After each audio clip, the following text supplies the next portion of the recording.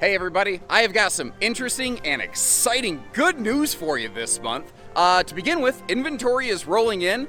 International and domestic RV shipments have hit a record all-time high. I will tell you, you can definitely expect a crowd this Labor Day weekend, but in really exciting news, one of those rumors I heard turned out to be totally true. Sounds like a brand new RV manufacturer has been announced in northern Indiana. One of the RV's industry's major, largest players has really leapt forward in the race for, we'll say, solar supremacy. Jobless claims have also continued to slide down for the third time in a row, which is good news for everybody all the way around. And I've got some predictions for you moving forward. My name is Josh the RV Nerd, this is Haylett RV, and this is your September RV industry update as seen from our little family-owned mom and pop shop here in southern Michigan. So first of all, the thing that's really like the cornerstone of RVing, the RVs, inventory. We've finally started to see a stronger influx of trailers here at Haylett RV. You've seen the previous videos where you've watched our inventory go from moderate to light to desperately low. And don't get me wrong, we've got a long way to go before we're absolutely anywhere close to a normal inventory volume. But where we were seeing 1 to 3 RVs per week, we've started to see roughly 1 to 3 new RV arrivals per day. Now, most of those have still been like previous customer orders, retail sold units. We have told the manufacturers, if something is already sold to one of our customers, we want you to build that before one of our dealer stock items. Normally manufacturers do that just as a matter of happenstance, but with a lot of dealer inventory pressures this year, manufacturers have actually been leaving it more up to the dealers this year on what they get, where they get, and how they get it. We've kind of been Paula Abdul-ing it. It's been 2 steps forward and 1 step back, and it ain't fiction, it's an actual fact, but we are getting there.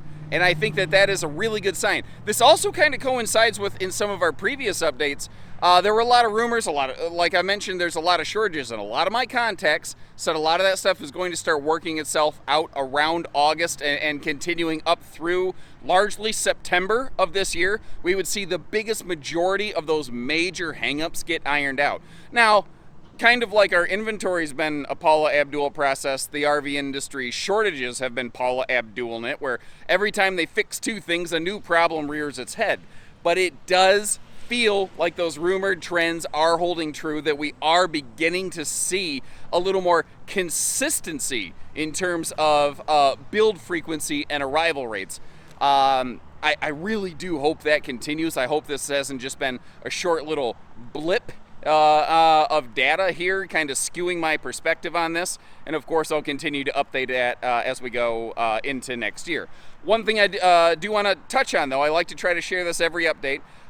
If you are a retail customer and you submit an order on something, we're seeing, depending on the brand, depending on the product, and how popular that floor plan is, manufacturers are telling us roughly a 4 to 6 month lead time, meaning orders placed now should, in theory, give you plenty of time to have your RV before the bulk of next season's camping. And depending on where you're at in the country, you may be able to get it ahead of other, like here in the Midwest, we have to wait a little bit to camp. Usually about April 15th is kind of the unofficial start of the camping season. I know in some of the warmer climates, though, you can be camping year round. And I tell you what, guys, when you post those pictures on Facebook, like, oh, we're down here camping in wherever, Arizona, and you have this beautiful scenery, and we're sitting up here freezing our faces off, we don't like you. So, you have a chance to get ahead and post those fun pictures before we do here in the Midwest. Congratulations. Now, I've said in a couple of my previous updates that camping's really become like the new American pastime, as more and more people were unable to engage in other activities, and RVing and camping and activities like that have really become a very mainstream part of a lot of American lives right now. Well, it turns out it hasn't just been an American pastime. I kind of thought about it. We have a lot of Canadian viewers on our channel here at Haylett RV, so I kind of dug into their stats a little bit. I knew that U.S. records were up in terms of like new RVs built and shipped. The first quarter and second quarter of this year were set records. They shipped more RVs the first and second quarters of this year than anything else like in the history of RVing, especially the past 6 years when there have been some very, very strong years out there, 2017, 2018 specifically. But I thought about it, so I looked up some Canadian numbers, and it looks like our Canadian cousins up north are seeing the exact same thing. So it's not just an American trend, and it's really not even just a North American trend. I started looking a little bit internationally.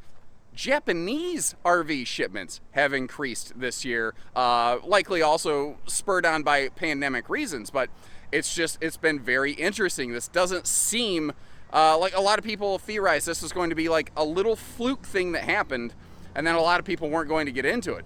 But it seems that the desire and the trend continues, that more people are wanting to get into RVing and continue doing it for the, I don't know, presumably the freedom. Like, if you're a new RVer, you've bought in the last, say, 18 months, and you're watching this, do me a favor, chime in. Why did you decide now was the time to get into RVing versus some other time? Because, you know, campers have been around for a while. Why did you decide this was the time for you to get into camping? I would really love some feedback from you guys. Let me know that. I think that you'll find there's going to be a trend of a lot of people citing pandemic reasons. But was there something else? Is there some other major trend that we haven't identified? Let me know. And are you planning to go camping this Labor Day weekend? Well, according to a recent KOA report, so are your neighbors and everybody else you know, apparently. We have seen campground reservations absolutely soar and set records as RV purchases and shipments have set records. That kind of makes sense. The one goes with the other. First you buy the RV, then you take it somewhere, right? Well, what we're seeing here is that Labor Day reservations appear to be 60% higher than what we saw even for Memorial Day, and still 44% higher than we saw for the 4th of July. That is just incredible. It's got it sort of feels to me like one of those things, like when there's a convention in town or something like that, like a seminar, and everybody and their brother's there, and like you try to get a nice hotel, then you try to get an okay hotel, and eventually like you go down to the point you're like, look, I just need a bed and a door that preferably locks, you know. It has to be, every campground just has to be full coming here over Labor Day weekend, which is exciting. It's cool. Travel is a really good indicator of strong economic health. I'm very excited to see that. That's not always been the case. I think it's a very good thing for everybody. It means good things for everybody. It does, however, interestingly, it really goes totally against the somewhat commonly pervasive theory that a bunch of people are just going to be bailing out of their campers and that there's going to be this huge surge of things. That was a theory coming into this year. It really hasn't been the case, and it seems to continue to not be the case. Maybe a bunch of people jumped in on like a knee-jerk fad, but it really seems, by and large, the majority of the new RV owners out there have really continued to stick with it, which is interesting because the face of the RV buyer has changed. Where it used to look like my father, Mr. Haylett, it often now looks like me, with younger and younger people really beginning to drive the RV market in terms of not just the face of the buyer, but the face of the manufacturer. And that is what gets me really excited about the announcement, the founding of Ember RV, a totally brand new company, not a subsidiary of the Forest River Designs conglomerates or anything like that. Not that there's anything wrong with anything like that, but this is a group of people that has decades and decades of industry experience, far, far exceeding my own. And the opportunities I've had to speak with them absolutely makes my head spin how well they have a grasp on things. And that's what makes me excited. This isn't just a random group of people that pooled some beer money together and thought, wouldn't it be a gas if we slapped together some campers? This is led and founded by Ashley Bontrager-Lehman. If that name Bontrager sounds a little bit familiar, she's actually the granddaughter of the founder of Jayco RV. She and her team of people are going to be coming out the gate swinging with something that a lot of people have been asking for, but has been largely unanswered in at least the North American market, and that is a focus on really true, like rugged, off-road, off-grid camping. Now, I haven't been able to see anything they've produced yet. I don't know if we're going to be displaying any of their inventory here at Haylett RV. I will tell you that we always keep our possibilities open, but that's true of any brand or any manufacturer. What makes me so excited about this group and this group of people is just their history, their pedigree, their knowledge, And I think that you're going to see some very cool and exciting things from them. Ember RV, keep that name in the back of your head. You're going to see them. And something that frankly is good news for all Americans is that we finally have a director for the National Park Services, the NPS. That seat has sat vacant for the last 4 years. Gentleman Mr. Charles Sams III has been appointed by our president to oversee 400 of our most treasured national sites and roughly about 20,000 people who take care of those. That is some of the greatest places in our country, some of the greatest history in our country, and I think that is the kind of thing that we really need to work to preserve and support, because, you know, we grew up camping with our parents and our grandparents.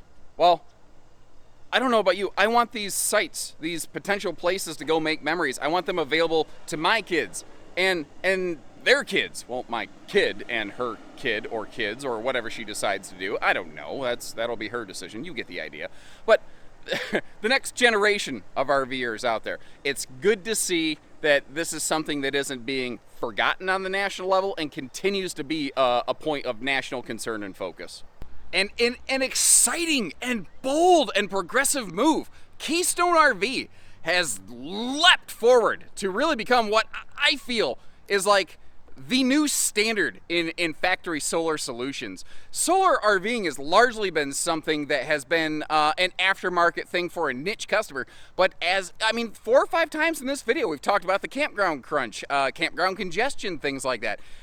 Everybody wants to camp, but it can be tricky sometimes to find a place to camp. So why not make your own place to camp? Well, manufacturers have been doing some little minor kind of solar packages here and there, but nothing that could really support you off-grid for a great deal of time for the most part. And then Keystone comes out with their new SolarFlex platform. Now, I'm not going to sit here and go through all the details with you. I will leave you a link in the video description where you can check out a very solid overview of what that has to offer. But it's been modeled basically after a lot of the groundwork set by the Keystone Montana team, and every single Keystone RV now comes with some level of solar that is at least a little bit expandable, if not some more advanced packages, including lithium batteries and soft start airs and all kinds of things, and hybrid Magnum inverters that can potentially be able to run your RV if you're just parked in the middle of a parking lot like this, which is very cool. I think that this is a really good sign that manufacturers are listening, that they are working on it, and I think now that Keystone has really crossed that threshold, you're going to see every manufacturer. I tell you, no manufacturer likes to be able to say, yeah, they do better than us at that. Oh, that drives them crazy. You're going to start seeing every manufacturer and their brother do something to try to keep up with this, and I personally welcome it. Sometimes an advanced solar package can be spendy. They're not for everybody, but I do feel that pretty much everybody can benefit from at least some measure of solar functionality on their RV. So kudos to Keystone for that. Again, I'll leave you a link in the description where you can check out more information on the Keystone SolarFlex package. Now, something else that's a good indicator of positive economic indicators, an indicator of indicators. Mark, did you hear that? It's an indicator of other indicators. Are you indicating the indication of the indicators? That's a fact. Not even. What is wrong with me? And another really good positive economic indicator for not just the RV industry, but just the economy in general, is that the rate of jobless applications has slipped now for the 3rd period in a row. It's been a slow but steady decline on those as more qualified individuals return to the labor force. This is good for the RV industry for a number of reasons. It puts more hands on deck, which is more sets of eyes, which can mean a lot of different benefits. But it's been more than just the RV industry. I don't know if you've had the experience, like 3 weeks ago I went to a restaurant. Well, I tried to go to 3 restaurants and then finally ended up at a 4th restaurant in northern Indiana at Fort Wayne, Indiana. Because they just didn't have any cooks that showed up, so they had to close their doors. Oh, on a Friday night, that's a big punch in the arm for somebody who owns a restaurant like that, or maybe in the stomach or in the face or all 3, I don't know. Last weekend, I went to my favorite local Mexican restaurant in Angola, Indiana, Casa Azteca, and we're a Michigan dealer, but some of my favorite places to eat just happen to be across the border in northern Indiana. But the bar was closed. The restaurant was open, but the bar was closed. I don't know what you know about food service, but the bar is actually the largest profit center for a place like that, to have that close, like as another small business, I just sort of looked at that and went, ooh, man, that just really hurts. So more people coming back means a lot of good things for a lot of everybody, and I think a lot of people will agree that we're happy to see it.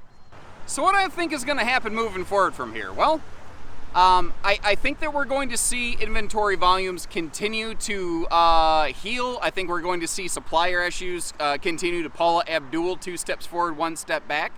I do think you'll see dealers be able to build up some semblance of decent inventory through the traditionally colder months, at least here in the north, what we call the colder months. That being said, I do think you're going to see a sharp, steep reduction of overall dealer inventories nationally around the first quarter of next year in what we often refer to as show season. And I think that big spike, that big drop in inventory is not going to be due to normal show season kind of things. Obviously, there's a lot of RVs typically sold during a normal show season, although we haven't really seen a normal show season for the last 2 or 3 years. But there are a lot of people, I would say I count myself among them, who are not comfortable purchasing sight unseen, who are not comfortable buying out of the catalog, who don't like the idea of, I don't know what it's going to look like from a 21 to a 22, and when am I going to get it, and that kind of thing. I totally, man, I respect those concerns.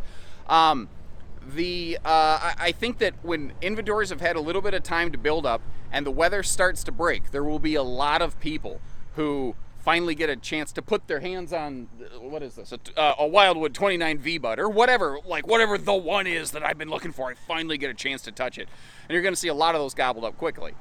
After that, I think, now I thought that coming into this year, so remember, there's a lot that can happen between now and then. But after that, in about the second quarter of next year, I think you'll see things chill. And I don't mean that you're going to see like a big drop off and, oh, the market's going to crash. I think you're just going to see things move at a more reasonable pace, and a lot of people who don't like purchasing under such maybe intense urgency or something like that, I think it'll be a market condition that is far more conducive to that sort of laid back, take my time, let me go home, think about it sort of purchase style. I'm that guy. I'm absolutely that guy. I'm the kind of guy that a dealership hates dealing with because I don't usually say yes right on the spot. Except to my wife. I don't care what it is, and I just go, yes, dear. Which is how I know we're going to stay together a long, long time. I joke about my wife, by the way. She's the greatest asset I have in my life, and my best friend, second only to my daughter. And I think she and I would both agree on that and take no offense to that. But again, a lot can happen between now and then. That's a guess. That is kind of a guess I had coming into this year. I don't think anybody really accurately predicted the overwhelming demand that we were going to see coming into this year. I think we'll still see a very strong year the next 2 or 3 years. I don't know that it will be like it was this year, though. At least that's how I see it. Look at this guy. His name is Matt Glassley. We call him Mr. Transparency. Get it? Mr. Glass. Greeting customers out here with a couple cold bottles of water in hand. I didn't teach him that. That's just him being a good guy. I ain't gonna lie. I'm gonna steal it. And if you're another salesperson in another place, I recommend you do the same. That's a really good idea. Talk about taking care of people on a hot day. I feel dumb for never thinking of it before. But anyway, shared a lot today. And I tell you what I think is the best about this update. I started doing these, I think, November of 2019 or something, or 2020, something like that. Yeah, November of 20-ish. I think this is the very first time I have had almost exclusively good news to share. That in and of itself, I think, is a good, strong, positive indicator. I hope it continues. I hope this isn't a fluke. I hope every month, like, hey guys, good news, this is happening, and I hope that keeps up. So if you appreciate what we do here, giving you this information that is sometimes kind of hard to find, do me a favor, hit the like button on our video, leave me a couple comments, let me know your thoughts on all the different things that we've shared today, good, bad, ugly, or indifferent. I'm totally open to a discussion. I will admit, some of this is absolutely just my opinion kind of stuff.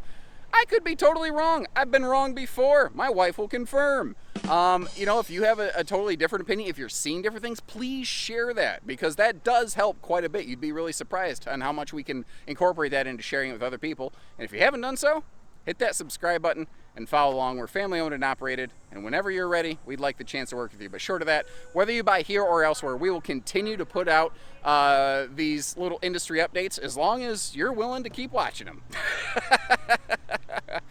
So I'm Josh the RV Nerd on behalf of Haylett RV. Take care, stay safe, have fun, and happy Haylett camping, everyone.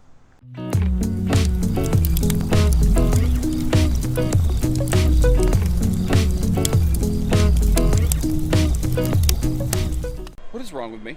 What is wrong with me? What is wrong? What is wrong? What is wrong with me? What is wrong with me? What is wrong with me? What is wrong? What is wrong? What is wrong with me?